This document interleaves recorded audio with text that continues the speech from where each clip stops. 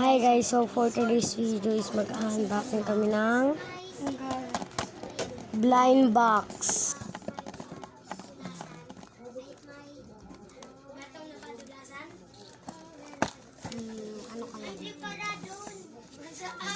So yan, tinuturo na ng pinsan ko kung ano gusto niya. Pero mini-minimum ko lang yan.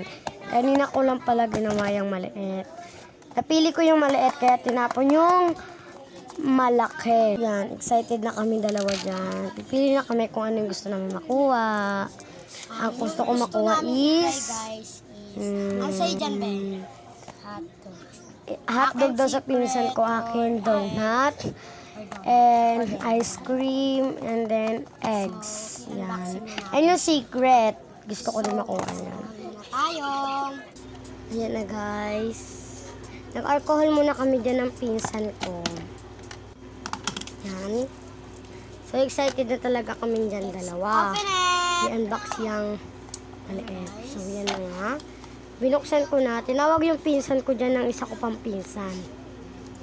Tatlo yung laman niya. Guys, Yan. tatlo po yung laman niya. Tayo kung ano yung uunahin natin. Ipipili tayo. Yan.